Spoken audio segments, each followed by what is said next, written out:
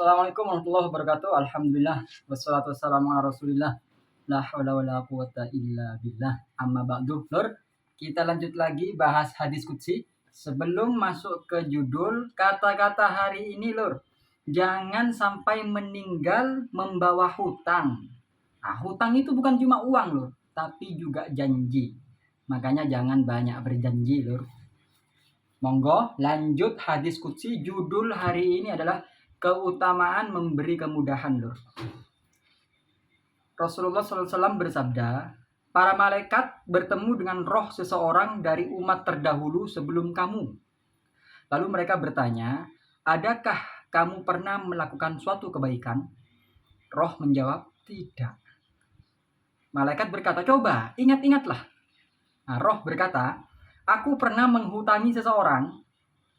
Lalu aku menyuruh pembantuku agar memberi tangguh orang yang kesulitan membayar itu, dan memaafkan orang yang sudah mendapatkan kelapangan.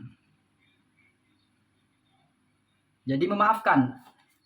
Dia bayar tapi nggak lunas. Biasalah tak maafkan. Maka Allah berfirman kepada para malaikat, berilah ia kemudahan. Bermakna ampunan.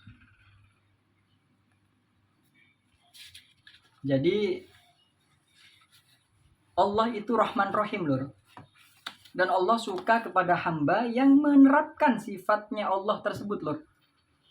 Makanya dulur-dulurku, ketika Anda memberi hutang dan orang itu kesusahan, Lur, ya. Susah untuk membayar, tangguhkan, tunda. Nggak apa-apa, Mas. Tunda aja, nggak apa-apa. Nah, syukur-syukur engkau mengikhlaskan, Lur. Wis nggak apa-apa lah, Mas. Aku ikhlaskan. Lillahi ta'ala. Aku ikhlaskan. Di hadis ini, orang terdahulu, dia mengikhlaskan saja. Entah itu karena Allah atau karena kasihan. Yang penting dia punya sifat Rahman Rahim. Yang jelas, dalam hukum syariat tentu harus beriman. Karena syarat masuk surga adalah beriman. Jadi definisi memberikan kemudahan itu yakni adalah orang yang beriman. Engkau, kita, orang yang beriman. Lalu suatu ketika ada orang pinjam uang kepada kita, target bulan 9 harus lunas, sepakat. Ketika bulan 9 kok nggak sanggup dibayar, oke lah, nggak apa-apa, coba bayar bulan 10, bulan 11. Mas tak cicil, Mas. Nggak apa-apa. Kemudahan, Lur, kasih kemudahan. Barang siapa yang memudahkan suatu urusan di dunia, maka kelak Allah akan memudahkan urusannya di akhirat. Irhamu man fil ard yarhamukum man fis sama.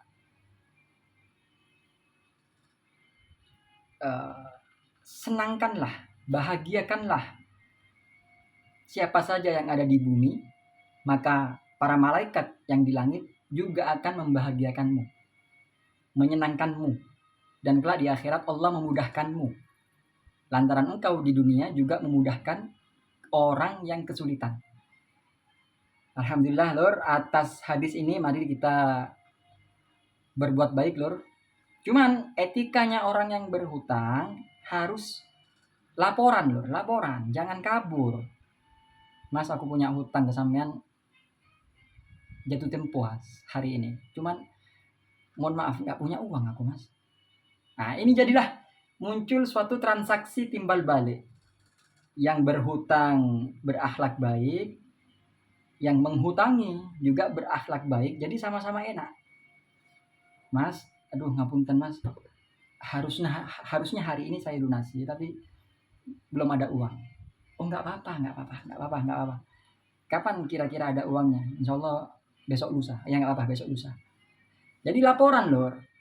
Nah, yang bikin emosi, yang bikin hubungan rusak, orang sudah berhutang, dengan hutang itu dia sudah memenuhi kebutuhannya, harusnya bersyukur kan, Lur. Tapi ternyata dia lupa daratan, lupa lautan, lupa segala macam akhirnya, Lur. Nggak dilunasi, pura-pura lupa. Nah, ini kebacut, Lur. Kebacut. Janganlah. Ayo Siapa saja yang punya hutang, ini tidak melulu dengan uang loh, tapi janji itu juga hutang. Makanya hati-hati orang yang suka berjanji. Dan yang biasanya suka berjanji itu adalah orang-orang besar. Menjanjikan sesuatu. Makanya hati-hati lor, para anda telur-telurku yang sekarang menjadi pengusaha, orang sukses. Rata-rata orang yang mengeluarkan janji itu ketika dalam keadaan bahagia. Lalu dia berjanji. Saking banyaknya janji hingga dia lupa janji apa aja. Karena lupa, banyak yang terlewatkan. Ketahuilah lor, orang kadang mati merana gara-gara berharap lor. Gara-gara berharap. Ada kisah lor, memang ada kisah.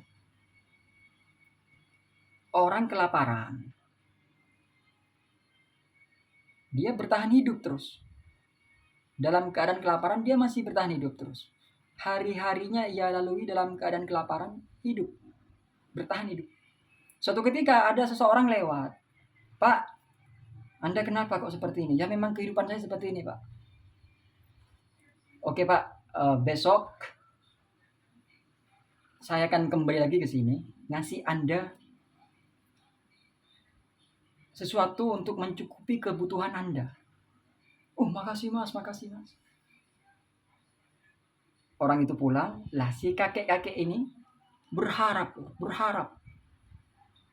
Orang tersebut sudah lupa loh. Sehari, 2 hari, sebulan. Tiba beberapa waktu dia kembali, loh mana kakek-kakek ini? Ditanyakanlah. Dulu ada kakek di sini, sekarang kemana ya? Udah meninggal Pak. Kapan? Sudah lama. Sebulan yang lalu. Mungkin ya berselang sehari 2 hari setelah dijanjikan itu loh. Dan ternyata memang orang bisa bertahan hidup dalam kesusahan, dalam kesempitan. Tapi orang bisa meninggal, putus asa, hilang harapan ketika dijanjikan dan menunggu penantian lor. Nah ini kisah lor. Makanya para dulur-dulurku, ayo proklamasikan kepada orang-orang. Bapak, Ibu, mohon maaf. Apakah saya pernah berjanji kepada Anda semua yang mungkin saat itu saya mengucapkannya dalam keadaan bahagia sehingga saya lupa sekarang. Tolong bagi siapa saja yang pernah saya janjikan sesuatu, ayo katakan, insya Allah akan saya tunaikan. Nah, orang yang berjanji juga jangan lupa katakan insya Allah. Repot lah Kar. Nah, repot emang. Jika kita lalai lupa mengatakan insya Allah, nah ini repot. Allah berlepas tangan. Nah, seperti itu lor. Siapa saja yang punya hutang janji, lunasi juga. Karena kita selalu berdoa meninggal husnul khotimah, nggak membawa hutang. Dan rata-rata orang mengira hutang itu hanya uang. Padahal ya janji itu juga hutang. Dan kelak nanti akan dihisap. Bisa-bisa kita bangkrut, muflis, bukan gara-gara hutang uang, tapi hutang janji. Lur. Mohon maaf. Semoga manfaat. Subhanakallahumma wa bihamdika asyhadu an la ilaha illa anta astaghfiruka wa atubu ilaik. Assalamualaikum warahmatullahi wabarakatuh.